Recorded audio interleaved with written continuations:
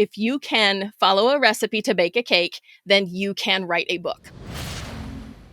If you have a unique way of serving your people and you're looking to show up in a unique way that serves them even more, then maybe you should consider writing a book. I wrote a book myself a number of years ago, and I will tell you, if there's one thing that I would do differently, I would work with someone like our guest today. Jennifer Harshman taught herself to read and write at the age of 3. Since then, she has not stopped. She has read over 19,000 books. She is also a professional book editor. She has polished over 200 books so far and over 30 million words since 1992. Some of her credits include the New York Times bestseller, 48 Days to the Work and Life You Love, the USA Today bestseller, The Millennial Whisper, and a book that hit number 1 in the entire business section on Amazon, The Bezos Letters. But as any storyteller knows, the best stories always have plot twists, and Jennifer's story very nearly came to an early end. A team of doctors at a university hospital told me, "You need 5 organ transplants. We can't do anything for you. Go home, pick out your coffin, kiss your preschoolers goodbye." Welcome to the Story Greenlight podcast, where we're all about helping professional advisors tell your stories so that you can serve more clients and expand your impact in the world.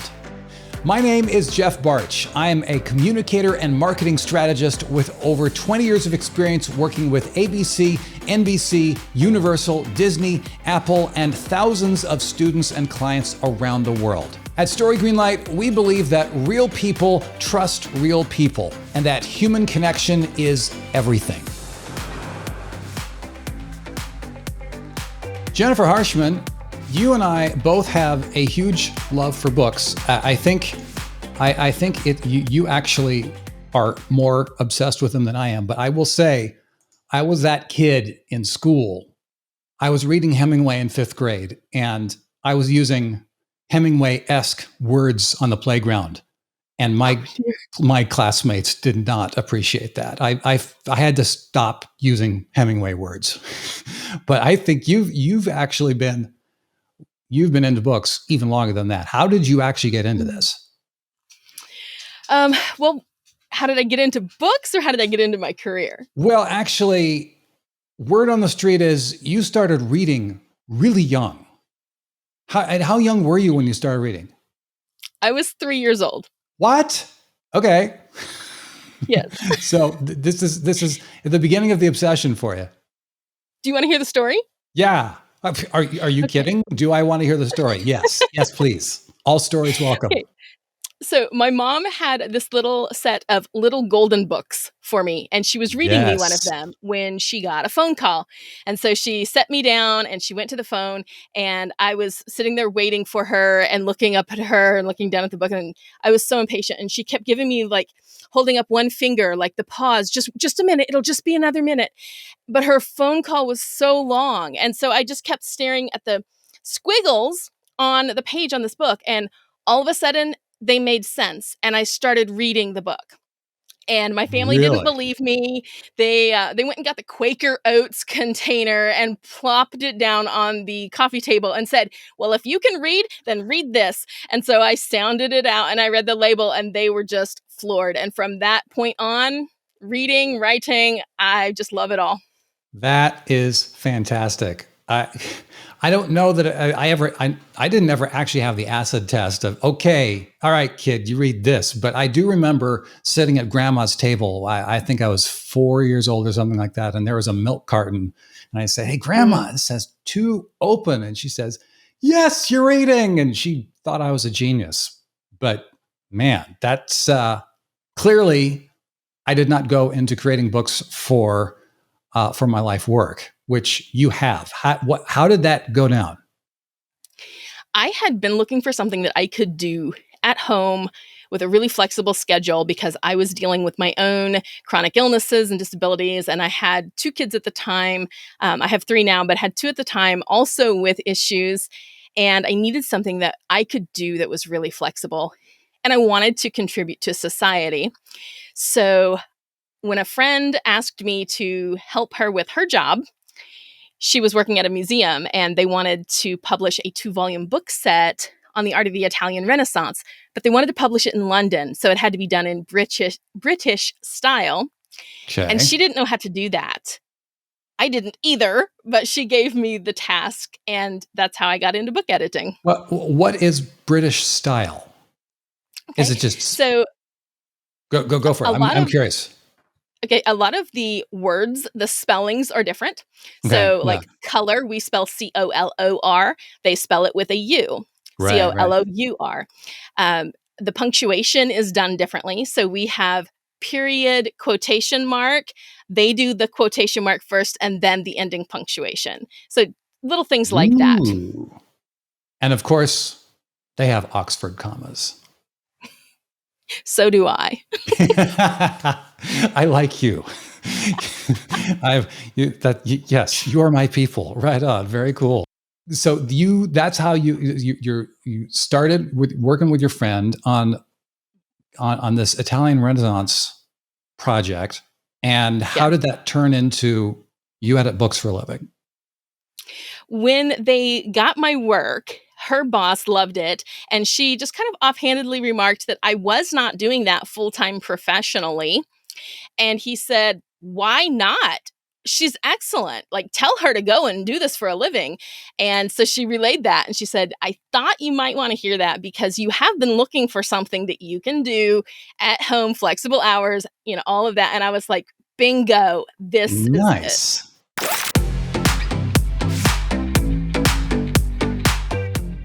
So, and at this point, you've worked on hundreds of these projects at this point, right? Yes. So when people come to you and say, "Hey, I hear you've helped people write books," why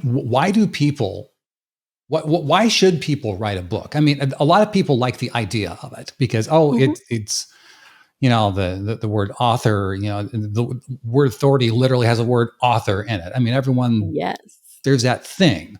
Why do you tell people that in terms of writing books? The number one reason to write a book is to serve your reader.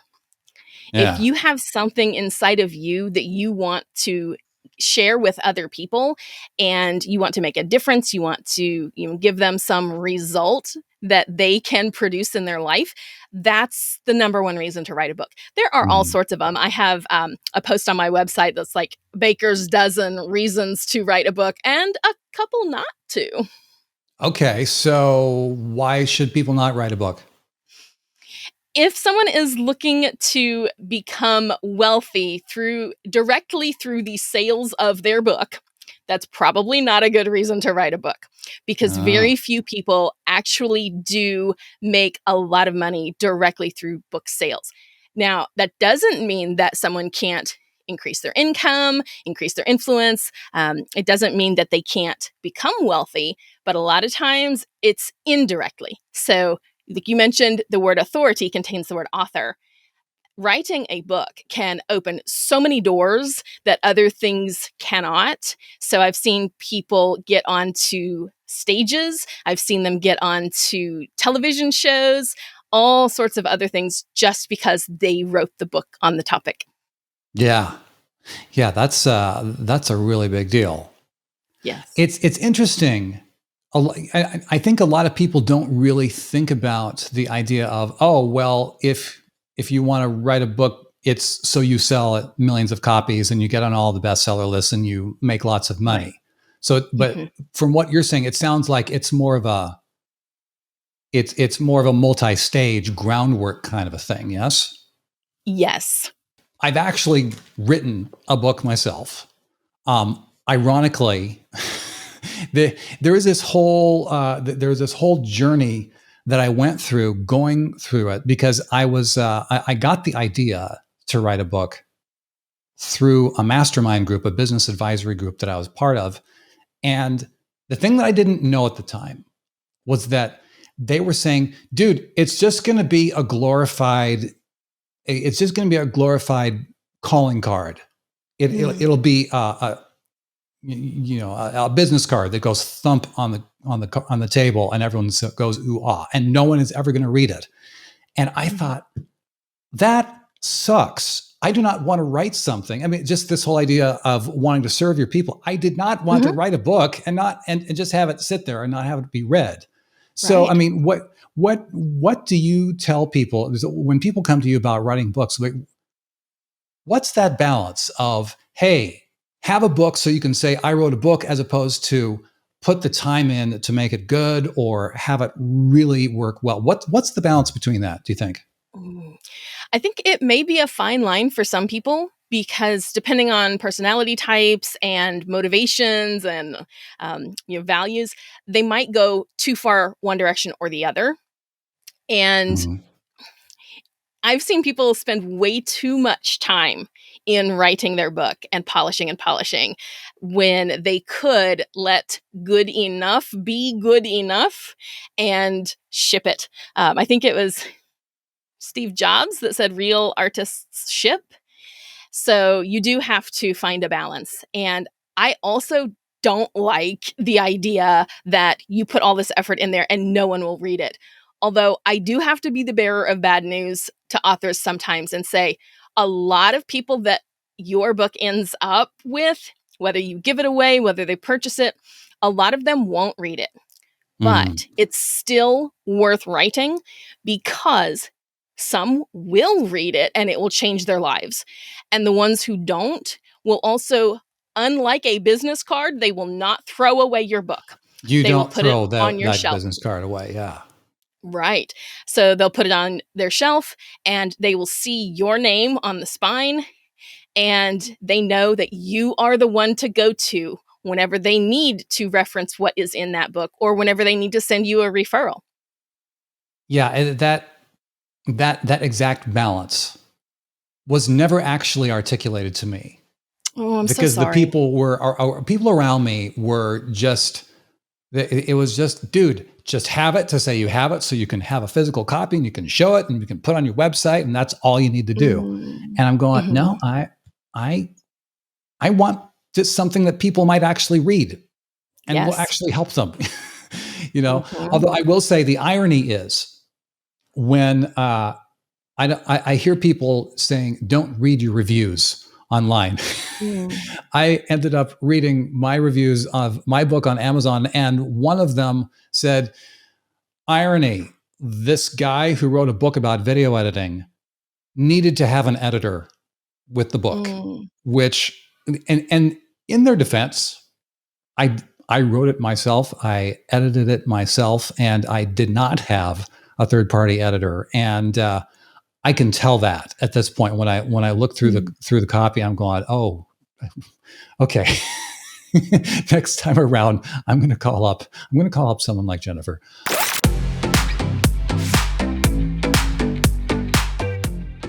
What do you typically help authors do? I mean, what they have these ideas, they have the stories, they have these frameworks, they have the ideas.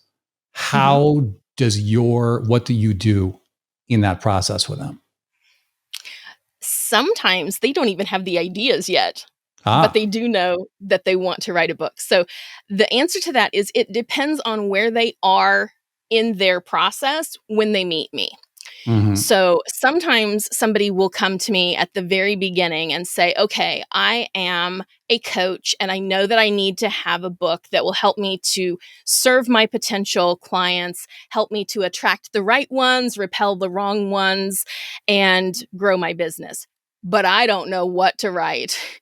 Other Mm. times people will come to me and they have figured out what to write, but they don't know how to do it. And in that instance, that's when I walk them through what I call my recipe. That's where the book baker thing came from. The concept of if you can follow a recipe to bake a cake, then you can write a book because it's a replicable process. And if you watch someone who has done it successfully and look at the structure and the path that they followed, then you can do that too. And sometimes people will come to me, they have already done that, and their book is a mess and they want Mm. help. So we'll restructure, we'll do developmental editing, and take them through the rest of the process. And sometimes people come to me and their structure's great. They planned it out well. They know exactly what they want in it and where, and they just need help with the spelling and the grammar and the punctuation issues. And then I help them with that too. So it really just And depends on where they are.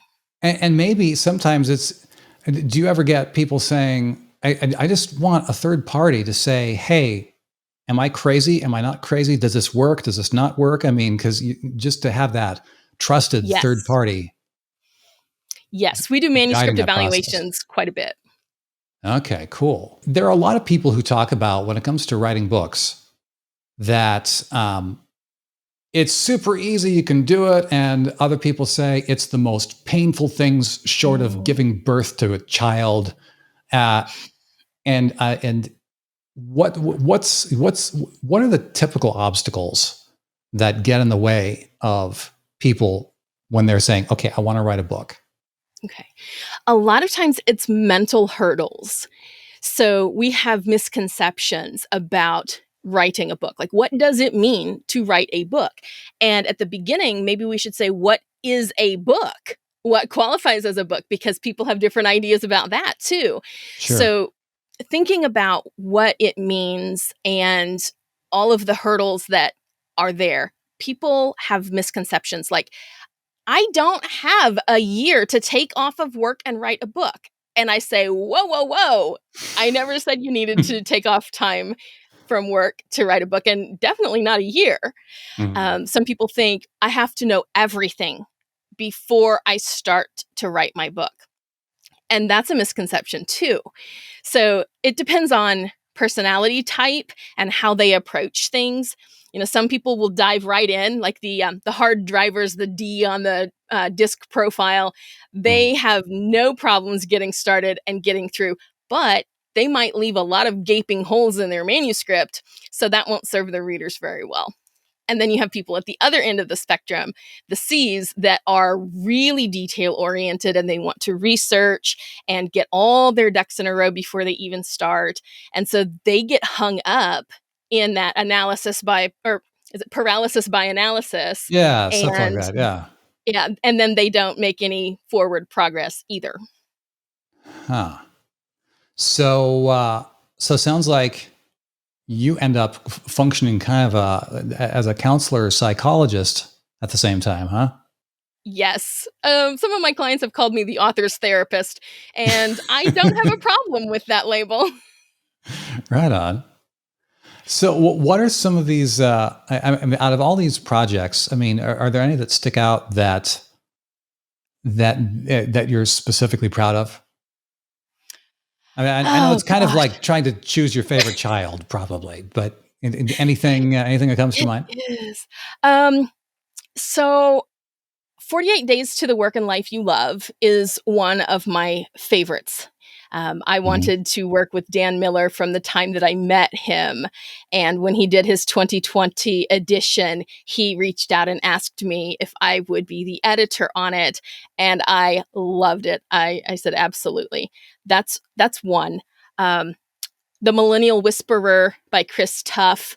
That was one that was very helpful in helping people in different corporate environments to deal with different generations and how they interact and how companies can be more successful by approaching and kind of speaking the language of the other groups.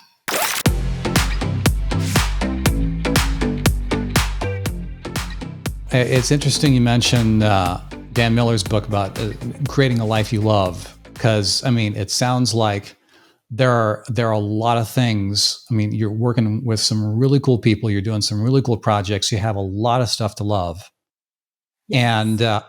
I also know that there, with any story, you can't get to, the best stories don't go just like a straight line. There are ups and there are Mhm. downs, and you don't Mhm. automatically just get to the place everything's amazing. You can't just jump to happily ever after. Right. um, I know that I know that there have been some obstacles. What are some of these obstacles that come to mind for you in terms of how you help your people right now with their projects? One of the things in 2006, I went through adrenal failure, and it caused what they call cascading systems failure. So Oh. for the previous 30 years, I had lived an extremely stressful life. Mm. Some of it due to abuse that I went through, some of it due to my own decisions. And my body just said, enough, we're done. And so a team of doctors at a university hospital told me, you need 5 organ transplants.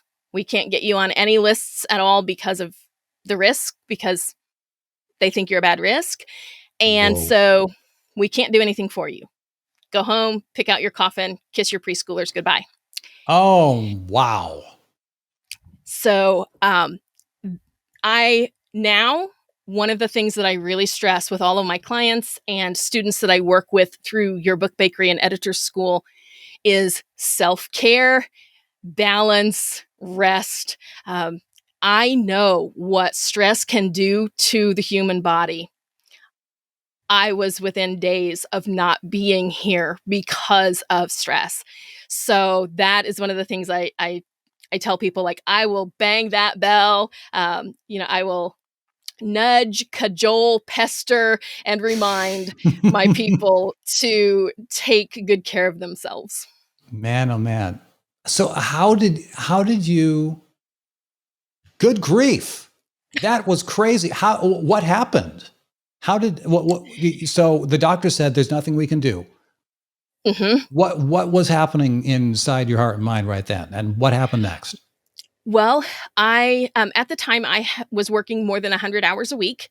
I Oh, was helping write grant proposals for a local college, so I was helping reorganize their entire grants department. And I was volunteering full time at a soup kitchen homeless shelter, and I ran my church's nursery. So, plus I was a mom to 2 preschoolers. So I never quit, you know? mm. And so I got really, really sick. And when I heard that, um, I went home and I told my husband, they say I might have 2 days to live. So I'm quitting everything. I'm I'm done. I'm not cooking. I'm not cleaning. If I'm going to die in a couple of days, I'm going to enjoy my next couple of days. And so I spent those days on the couch with the kids, just cuddled up, coloring. We watched all sorts of funny movies and cartoons and just laughed like crazy. And I wrote them letters, thinking that I was going to die. And I wanted them to know who I was as a person and how I wanted them to be as they grew up, sharing all of my values and that kind of thing, so that they would have at least a piece of me when they were older. And that's how I spent those days. And I went back every week for more lab work. And every week, something had improved. So my liver enzymes were a little bit better. My kidney function was a little bit better. My pancreas was starting to produce a little bit of insulin, all of Wow. those things. And my doctors told me, the main doctor I saw, he goes, Jennifer, I don't know what you're doing, but whatever it is working. So keep it up. And I said, well, part of it, and he went to my church, and I said, part of it is the fact that I'm on the prayer chain. So there are, I don't even know how many people who are praying for my health recovery here. For And sure. I have zero stress in my life. I cut every bit of the stress, and I'm just loving on my babies. So he said, keep doing that. And it took about a Wow. year before he said, I'm taking you off of the terminal list.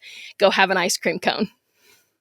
Okay, so first of all, it always fascinates me to be able to talk to people. I mean, you hear the whole idea about life is short, and Yes. what that kind of a thing. Mhm. It's another thing entirely to face death, Yes. right? Right here. What was it Mhm. like to know that you were just inches away from dying? Um, it was a weird mix of being petrified and feeling like, no, I can't possibly be done. I'm not done yet. I have so Yeah, much I want to accomplish still. And fear. Will my kids be okay? Um, and then also peace. Like, I knew that it would be okay in a weird sense. Um, and my husband, when I told him, he was in 100% denial. He would not believe it. He didn't want to hear it. Those doctors are wrong. And I said, here's the lab work. No, you're going to be fine. And at the time, I was angry at him, Jeff. I was Okay. angry because I was like, face reality. And he goes, no, it will be fine. And I said, how could it possibly be like, how could I possibly live through this? And he goes, I don't know, but you will. And he was right. That is fantastic. Man, oh man, oh man. So how were things different after that? After that, I took a long time to recover. And I think that was good for me because it forced me to learn how to be differently.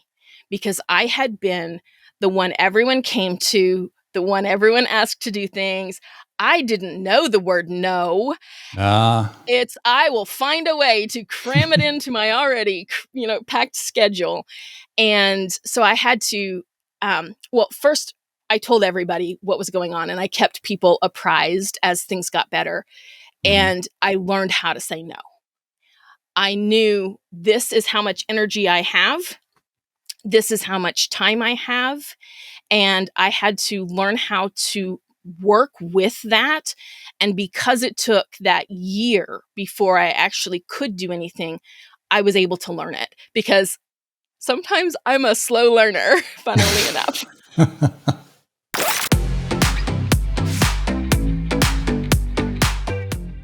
So how does that affect the way you work with people at this point? It colors a lot of what I do. So one of the things that I tell people kind of right up front is this process, whether it's we're writing a book or I'm editing their book, this process takes an emotional and mental toll on you. So give yourself breaks. Process, let's say it's a 50,000 word book. You're going to process no more than 10,000 words in a day, and you're going to go and do something else. Whether it's your job, whether you have hobbies, whatever it is, you're going to put away your manuscript for a while and you're going to do something else. And then at the end, I want you to give yourself extra time. Don't feel like you have to rush through these edits, accept and reject changes, and then send it right back to me. It's okay to let it sit for a little bit, and then you can process it and make sure that you're okay with it before we move to the next stage. So I encourage, I'll even give them a list. Here are some things you might want to do for self-care. Here are some things you might want to do to reward yourself for doing your tasks. My editor told me to go to the spa, so Bingo. Right on. What's on your list? How do you tell your people to take care of themselves? Oh gosh, there are so many things. And not all of them cost money, but some do. So anything from lighting a scented candle or using a scented lotion, having a snack, taking a nap, going for a walk, listening to music. Sometimes I will tell people now, when we're doing the writing or editing process, I don't encourage them to buy books or to be reading because they're already processing a lot of words. But an audiobook could be great, or something that they can do that's nonverbal, like adult coloring. I've got some stuff on my website, everything you need to do adult coloring, everything you need to do acrylic pouring, which is a really cool paint exercise. Okay. So those are some ideas. That's so cool. So if people have thought, if people have thought, it's like, okay, I have this existing service or product that I offer to people, and they're wondering if writing a book is for them or if it's not for them. What are some questions that they should think about to move forward from there? Some questions to think about. I love that. I do have in my book, Your Book Bakery, Making It Easy to Write a Book, I have what I call foundational questions, and that can help people make the decision whether or not they want to write a book. So there there are several in there. It also will help them to determine, who is your audience and how do you want to serve them? We need to take them from point A to point B. How do you want to do that? So just things like that are things that they will want to consider. And if you want to make a difference in their lives and you can put it into words, then writing a book is probably a good route for you to take. So if people are looking to get in touch with you, we have a special URL that they can check out some of the resources that you have. Check it out at harshmanservices.com/story36. And any other way that folks could reach you? Email is great. Facebook is great. And I'm also on TikTok. Any final thoughts before we wrap up? Sure. I always like to tell people, with the right attitude and resources, you can do amazing things. And if you will choose the first, you will find the second. Awesome. Hey, thank you so much, Jennifer. Great hanging out with you today. Thank you.